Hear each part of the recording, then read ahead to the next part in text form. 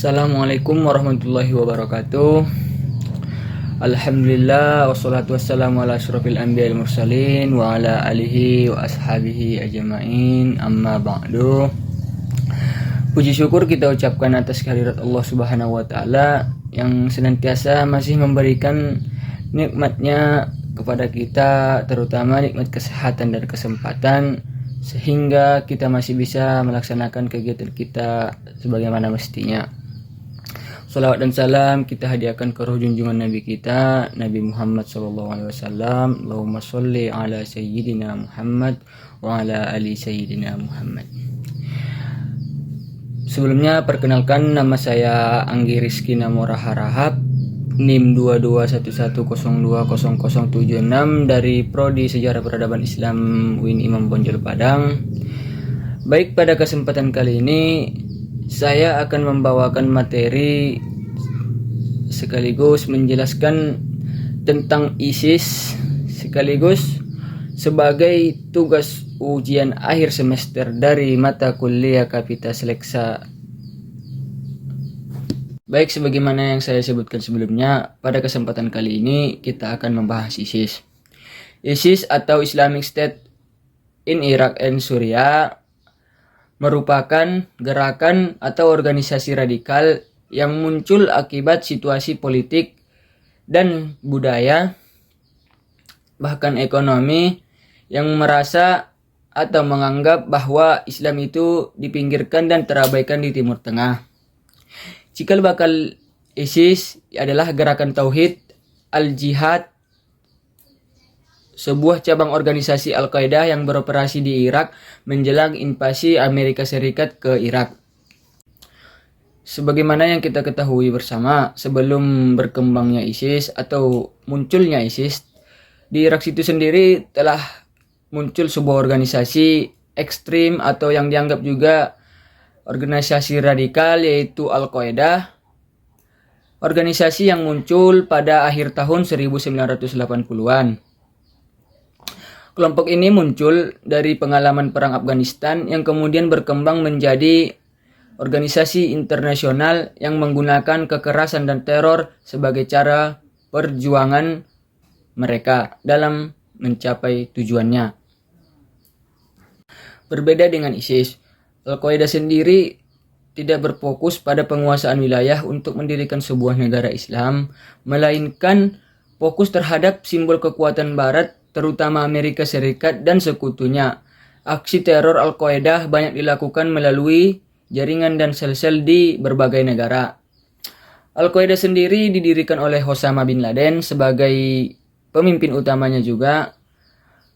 Osama merupakan tokoh penting bagi mereka yang mendorong perlawanan bersenjata terhadap Barat dan sekutunya yang ia anggap sebagai musuh Islam. Salah satu teror terbesar yang pernah ada atau yang pernah dilakukan oleh Al-Qaeda itu sendiri yaitu serangan yang terjadi pada 11 September 2001 di Amerika Serikat yang banyak sekali memakan korban. Serangan ini dilakukan dengan teror-teror bom bunuh diri dan kekerasan lainnya. Pada awalnya ISIS dipimpin oleh salah satu tangan kanan Osama bin Laden, yaitu Abu Mus'ab al-Zarqawi. Kelompok ini pada awalnya beroperasi di wilayah semi-otonom Kurdistan atau di utara Irak. Mereka bersama kelompok militan lokal lainnya dan Ansor Islam yang bertujuan memerangi rejim Ba'ath yang dipimpin oleh Saddam Hussein dan rejim Uni Patriotik Kurdistan yang dipimpin oleh Jalal Talabani. Pada awalnya organisasi ini bernama ISI atau Islamic State Iraq sebelum bergabung atau memperluas wilayah mereka ke Suriah. Mereka telah berperang beberapa tahun dan punya ribuan tentara yang sangat terlatih serta fanatik. Mereka telah menguasai Irak Utara dan sangat berhasrat untuk mendirikan sebuah negara berdasarkan agama yang mereka kelola sendiri melalui pemahaman ideologi mereka. Berbicara mengenai organisasi radikal seperti ISIS, tentu berkaitan juga dengan organisasi Al-Qaeda yang dianggap juga sebagai organisasi radikal dan organisasi ekstrim. Sebelum berdirinya ISIS, telah muncul terlebih dahulu organisasi Al-Qaeda ini di Irak. Di Irak itu sendiri ada beberapa tahapan pembentukan Al-Qaeda dan ISIS.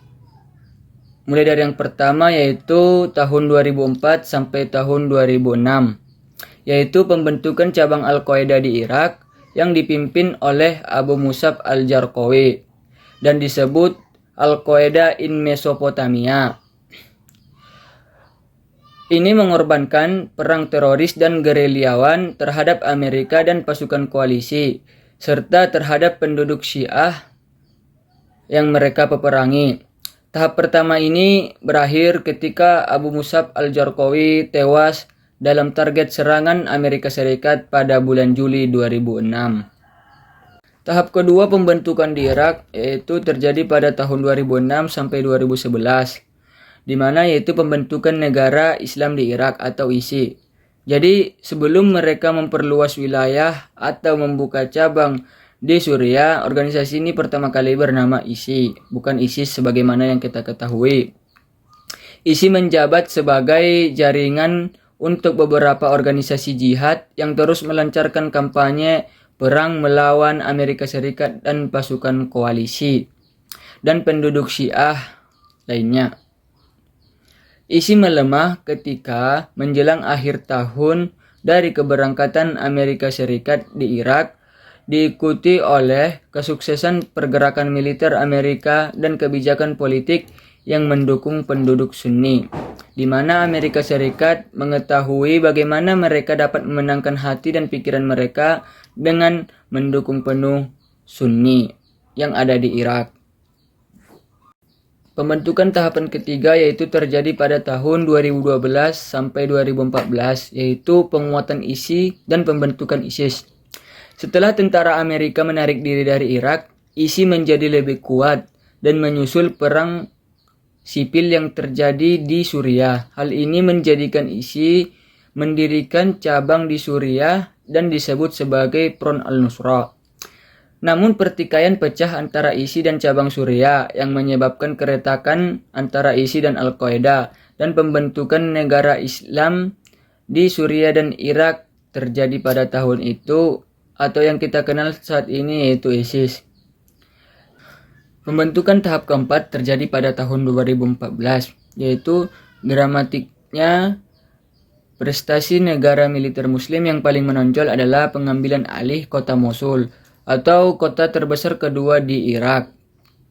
Pada saat yang sama, negara Islam mendirikan pengawasan di timur Suriah, di mana mereka membuat pusat pemerintahan atau ibu kota di Al-Raqqah. Dalam kebangkitan keberhasilannya, negara Islam menyatakan pembentukan sebuah negara dengan atau biasa dibilang negara khalifah yang dipimpin oleh pemimpin Islam yang bernama Abu Bakar al-Baghdadi. Jadi itu adalah tahapan-tahapan pembentukan organisasi radikal ini yang terjadi di Irak dan Suriah pada saat itu. Selanjutnya, lebih tepatnya pada tahun 2013, ISIS adalah nama baru yang mereka umumkan melalui sebuah pengumuman yang disampaikan oleh Abu Bakar, yaitu Islamic State of Iraq dan Suriah atau negara Islam di Irak dan Suriah. Namun, pernyataan itu langsung dibantah oleh pemimpin Al-Qaeda saat itu, yaitu Ayman al-Jawahiri, yang menyatakan tidak mengakui ISIS bagian dari Al-Qaeda karena dia menilai ISIS telah kelewat batas karena telah memasuki Suriah. Kemudian, Al-Qaeda juga menyatakan tidak terlibat lagi dengan kelompok pemberontak jihad paling agresif itu, yaitu ISIS, karena ia menilai sebagai kelompok pembangkang yang merusak citra Al-Qaeda lewat bom mobil, bom bunuh diri, bom massal, dan penyiksaan sesama umat muslim lainnya. Tahun 2017 merupakan awal kehancuran dan kekalahan ISIS ketika dua kota mereka jatuh ke tangan musuh, yaitu kota Mosul di Irak dan kota Raqqa di Suriah. Kedua kota ini sebelumnya menjadi pusat pemerintahan dan simbol kekuatan ISIS. Kekalahan ini menandai runtuhnya kekuatan utama ISIS sebagai penguasa wilayah. Puncak kehancuran ISIS terjadi pada Maret 2019 ketika pasukan koalisi internasional dan pasukan demokratis Suriah merebut Baghuz, wilayah terakhir yang dikuasai oleh ISIS. Oleh karena itu, mulai pada saat itu ISIS secara resmi dinyatakan kalah secara teritorial. Artinya mereka tidak memiliki wilayah yang dikuasai seperti sebuah negara lagi. Perubahan signifikan pada kiprah politik Yasser Arafat mulai terlihat pada akhir tahun 1980-an hingga awal tahun 1990-an. Ia secara resmi mengakui keberadaan negara Israel dan menyatukan dukungannya terhadap solusi dua negara. Langkah ini membuka jalan bagi perjanjian Oslo tahun 1993, sebuah kesepakatan bersejarah antara PLO dan Israel. Melalui perjanjian ini, Arafat kembali ke wilayah Palestina dan memimpin pembentukan Otoritas Nasional Palestina atau Palestina Authority. Ia kemudian terpilih sebagai presiden pertama pada tahun 1996. Oleh karena itu, pemerintahan serta beberapa tokoh agama hingga bahkan lapisan masyarakat menolak ISIS serta menekankan pentingnya Islam yang toleransi, cinta damai tanpa kekejaman dan sesuai dengan nilai keagamaan dan kebangsaan. Salah satu contoh pelarangan pemahaman ideologi ISIS di Indonesia yaitu terjadi ketika Indonesia masih dipimpin oleh Presiden Susilo Bambang Yudhoyono, yang mana WNI dilarang ke Irak dan Suriah serta mengawasi ketat WNI yang berada di wilayah tersebut. Jadi kesimpulan yang dapat kita ambil, ISIS merupakan organisasi yang pada dasarnya anti pada nilai-nilai kasih dan cinta damai serta toleransi. Dinilai dari perbuatan mereka untuk mencapai tujuan mereka, ISIS sangat mendukung dan menjunjung tinggi nilai-nilai kekerasan serta kekejaman seperti yang biasa mereka lakukan. Salah satu contohnya perlawanan mereka terhadap kaum Syiah dan Kurdi. Permusuhan ISIS dan kaum Syiah memanglah sebuah kenyataan. Salah satu contohnya di mana ketika peperangan terjadi di kota Kabani, ISIS menggunakan artileri berat, mortir dan tank sementara untuk menghadapi kaum Kurdi dan Syiah. ISIS tidak segan-segan melakukan kekejaman terhadap musuh yang mereka anggap tidak sepaham dengan ideologi mereka. Dan Syiah dan Kurdi ini merupakan salah satu contoh etnis yang mereka peperangi karena mereka anggap musuh karena tidak sepaham dengan ideologi mereka. Jadi mungkin sampai sini yang dapat saya sampaikan tentang materi ISIS ini. Sedikit banyaknya semoga ini bermanfaat bagi kita semua dan menambah pengetahuan kita tentang organisasi radikalisme ini, bagaimana mereka tumbuh, bagaimana mereka muncul, bagaimana dampaknya terhadap seluruh negeri, umat Islam, bahkan ke Indonesia itu sendiri. Baik, selanjutnya setelah kita membahas apa itu ISIS, lahirnya ISIS, dampaknya ISIS, sekarang kita akan membahas tentang sosok Yasser Arafat dan kiprahnya dalam politik. Sebagaimana yang kita ketahui, Yasser Arafat merupakan salah satu tokoh paling berpengaruh dalam sejarah perjuangan Palestina di abad ke-20. Ia lahir di Kairo pada tahun 1929 dengan nama lengkap Muhammad Abdel Rahman Abdel Raub Arafat Al-Qudwa Al-Husaini. Meski lahir di Mesir, Arafat memiliki akar keluarga dari Palestina, khususnya di Yerusalem dan Gaza, yang kemudian membentuk identitas politik nasionalismenya. Sejak muda, ia telah menunjukkan ketertarikannya yang besar pada isu Palestina, terutama setelah berdirinya negara Israel pada tahun 1948 yang memicu pengungsian besar-besaran rakyat Palestina. Peristiwa ini menjadi titik awal kesadaran politik Yasser Arafat dan mendorongnya untuk terlibat aktif dalam perjuangan pembebasan Palestina. Pada masa pendidikannya di Universitas Kairo, Arafat menempuh studi teknik sipil dan aktif dalam organisasi mahasiswa Palestina. Di lingkungan kampus inilah ia mulai membangun jaringan politik dan ideologis dengan sesama aktivis Palestina. Ia percaya bahwa kemerdekaan Palestina hanya dapat dicapai melalui perjuangan rakyat Palestina sendiri, bukan semata-mata bergantung pada negara-negara Arab lainnya. Pandangan ini kelak menjadi pondasi utama strategi politik dan militernya. Pada akhir 1950-an, Arafat bersama beberapa rekannya mendirikan organisasi Fatah yang bertujuan melakukan perjuangan bersenjata melawan Israel. Kiprah politik Arafat mulai menonjol setelah Perang 6 Hari tahun 1967 ketika Israel berhasil menguasai tepi barat Gaza, Yerusalem Timur, dan wilayah Arab lainnya. Kekalahan negara-negara Arab dalam perang tersebut memperkuat posisi kelompok-kelompok perjuangan Palestina non-negara, termasuk Fatah. Pada tahun 1969, Arafat terpilih sebagai Ketua Organisasi Pembebasan Palestina atau PLO, sebuah organisasi payung yang diakui sebagai representasi sah rakyat Palestina. Di bawah kepemimpinannya, PLO mengalami transformasi dari sekedar organisasi gerilya menjadi aktor politik internasional yang diperhitungkan kekuatannya. Sebagai seseorang yang menjadi pemimpin PLO, Arafat dikenal mampu memadukan perjuangan bersenjata dengan diplomasi politik. Di satu sisi, ia mendukung perlawanan terhadap pendudukan Israel, namun di sisi lain, ia aktif membawa isu Palestina ke forum-forum internasional. Puncaknya terjadi pada tahun 1974 ketika Arafat berpidato di Sidang Umum Perserikatan Bangsa-Bangsa atau PBB. Dalam pidato bersejarah tersebut, ia menyatakan bahwa dirinya datang dengan ranting zaitun di satu tangan dan senapang pejuang di tangan lainnya, sebuah simbol pilihan antara perdamaian atau perlawanan. Sejak saat itu, isu Palestina semakin mendapat perhatian di mata dunia hingga internasional. Meski demikian, kepemimpinan Yasir Arafat juga diwarnai kontroversi. PLO dan paksi-paksi di bawah pengaruhnya kerap dituduh terlibat dalam aksi kekerasan dan terorisme, terutama pada dekade tahun 1970-an hingga 1980-an. Hal ini membuat hubungan Arafat dengan negara-negara barat, khususnya Amerika Serikat dan Israel, menjadi sangat tegang.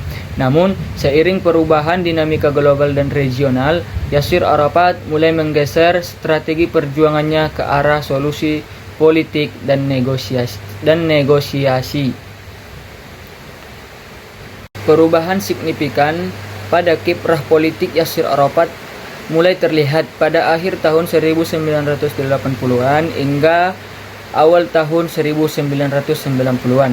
Ia secara resmi mengakui keberadaan negara Israel dan menyatukan dukungannya terhadap solusi dua negara. Langkah ini membuka jalan bagi perjanjian Oslo tahun 1993, sebuah kesepakatan bersejarah antara PLO dan Israel. Melalui perjanjian ini, Arafat kembali ke wilayah Palestina dan memimpin pembentukan Otoritas Nasional Palestina atau Palestina Authority. Ia kemudian terpilih sebagai presiden pertama pada tahun 1996. Atas perannya dalam mencapai keberhasilan perdamaian tersebut, ia dianugerahi hadiah Nobel pada tahun 1994 bersama Perdana Menteri Israel Yitzhak Rabin dan Menteri Luar Negeri Shimon Peres. Namun, proses perdamaian Oslo tidak berjalan mulus. Kegagalan mencapai kesepakatan, berlanjutnya pembangunan pemukiman Israel, serta pecahnya intifada kedua yang terjadi pada tahun 2000 membuat Yasir Arafat kembali dalam situasi politik yang sulit, sehingga Israel dan lapisan masyarakat Palestina pada saat itu menganggapnya sebagai presiden yang gagal mewujudkan kemerdekaan penuh sesuai dengan apa yang mereka impikan. Namun pada akhirnya Yasir Arafat wafat pada tahun 2004, meninggalkan warisan politik yang kompleks dan penuh perdebatan. Bagi rakyat Palestina, ia dikenang sebagai simbol perjuangan, ketangguhan, dan identitas nasional bangsa Palestina. Namun bagi pihak lain, ia dianggap sebagai pemimpin yang kontroversial dengan strategi yang selalu tidak konsisten. Terlepas dari berbagai penilaian tersebut, tidak dapat disangkal bahwa Yasser Arafat memainkan peran sentral dalam pembentukan arah perjuangan Palestina dan menjadikan isu Palestina sebagai bagian penting dari politik global hingga internasional pada saat itu hingga saat ini.